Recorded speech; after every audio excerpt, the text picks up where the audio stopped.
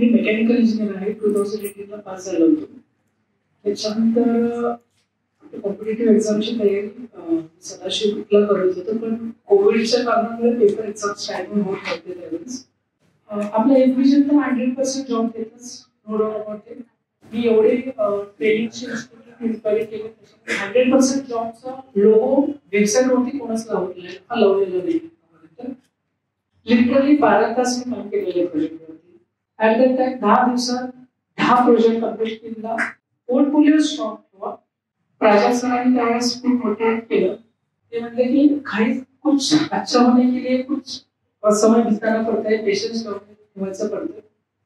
First offer माझी 2 फेजला होती, जे मलाच माहिती नव्हती. ती पण घेतली. म्हणजे टोटल ऍट द रेट माझ्याकडे 7 ऑफर होते ऍज अ फ्रेशर. एका महिन्यामध्ये मला 2021 मध्ये एका महिन्यात मला 47 कॉल अटेंड झाले होते. त्याच्यामध्ये 7 ऑफर मी घेतले होते. तर माझं म्हणणं आहे की जो ग्राउंड लेवलला 0 होतो, काहीच येत नव्हतं, त्यावेळेस इन्स्टावरती पण मी रिअल स्टोरी टाकलेलं आहे, जे हेमंत सरांनी गाईड केलेलं आहे. आतापर्यंत जेवढे आई वडिलांनंतर कोणी शिक्षण गुरु असतो, IT फील्डमध्ये मी हेमंत सरांचं नाव अचीव नक्की घेतो.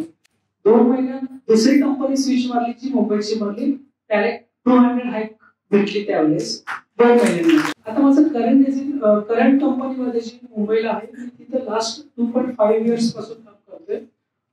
म्हणजे टेक्नॉलॉजी कुठली पण आपल्याला अडॅप्ट करता यायला पाहिजे. डेव्हलपमेंट ठीक आहे, टेस्टिंग पण ठीक आहे, पण टूल ऍप्लिकेशन पाहिजे.